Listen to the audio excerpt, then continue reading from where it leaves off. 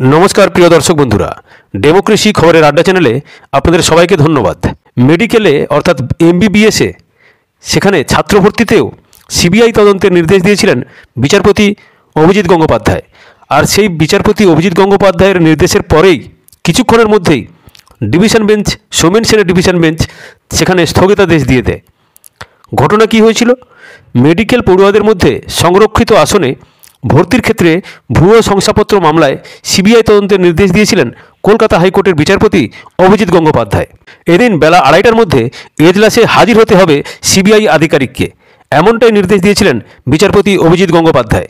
তিনি জানিয়েছিলেন রাজ্যের তরফ থেকে জমা করা বেশ কিছু নথি সিবিআই এর হাতে তুলে দেবেন তিনি। আর এই নির্দেশকে চ্যালেঞ্জ করে এই দিনই বিচারপতি সৌমেন সেনের ডিভিশন বেঞ্চে আবেদন করেন রাজ্যের অ্যাডভোকেট জেনারেল কিশোর দত্ত। তার বক্তব্য ছিল যে সিঙ্গল বেঞ্চ তার কোনো কথাই শোনেননি। এদিন অ্যাডভোকেট জেনারেলের মৌখিক আবেদনেই বিচারপতি সৌমেন সেন সিঙ্গল বেঞ্চে দেওয়ার নির্দেশের উপর স্থগিতাদেশ দিয়েছেন। মামলার পরবর্তী শুনানি হতে চলেছে বৃহস্পতিবার।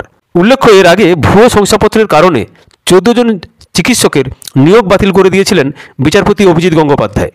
মামলা চলাকালীন বিচারপতি অভিজিৎ গঙ্গোপাধ্যায়ের মন্তব্য রাজ্য বিষয়গুলিকে আড়াল করার চেষ্টা করছে। পাশাপাশি রাজ্যের উদ্দেশ্যে তিনি প্রশ্ন করেন, আপনারা শেখ শাহজাহানকে গ্রেপ্তার করতে পেরেছেন কি? এই ধরনের ঘটনার ক্ষেত্রে আমার রাজ্যের উপর থেকে পুরোপুরি ভরসা উঠে গেছে। অবিলম্বে কারাই ফেক সার্টিফিকেট ইস্যু করছে, এর পেছনে কোনো আর্থিক লেনদেন আছে কিনা তা সিবিআইকে খুঁজে বের করতে হবে। জাল জাতিগত শংসাপত্র দেখিয়ে মেডিকেলে ভর্তি হওয়ার অভিযোগ তুলে কলকাতা হাইকোর্টের দরজায় কড়া নাড়েন পশ্চিম মেদিনীপুরের ঈর্ষা সরেন। তিনি অভিযোগ তুলেছিলেন 2023 সালে তিনি নিট পাস করেন, কিন্তু সরকারি কলেজে তিনি ভর্তির সুযোগ পাননি। তার অভিযোগ ছিল জাল জাতিগত শংসাপত্র দেখিয়ে 27 জন অ্যাডমিশন নিয়েছেন, আর সেই জন্যই তিনি যোগ্য হওয়া সত্ত্বেও সুযোগ পাননি।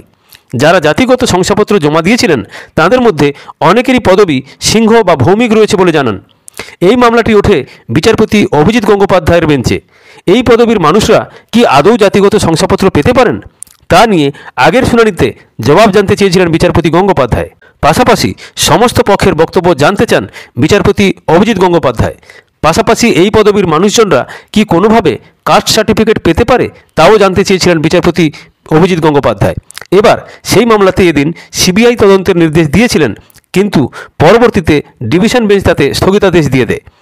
এখন এই ঘটনাটি জানার পরে আপনাদের কি মনে হতে পারে? যে সমস্ত আধিকারিকেরা যারা এই জাল সার্টিফিকেট দিচ্ছে বা ইস্যু করছে, তড়িঘড়ি রাজ্যের অ্যাডভোকেট জেনারেল যেভাবে মৌখিক আবেদন করলেন ডিভিশন বেঞ্চের কাছে, সেখানেই স্পষ্ট যে দুর্নীতি কোথাও না কোথাও তো হয়েছেই। না হলে রাজ্যের পক্ষ থেকে যে দ্রুততার সঙ্গে আবেদন করা হলো এবং ডিভিশন বেঞ্চে জানিয়ে সঙ্গে সঙ্গে স্থগিতাদেশ জানানো হলো, সেখানেই সন্দেহ থেকে যাচ্ছে। ঘটনার সঙ্গে থাকবেন, ভালো থাকবেন। ভালো লাগলে চ্যানেলটিকে লাইক এবং সাবস্ক্রাইব করবেন। ধন্যবাদ, নমস্কার।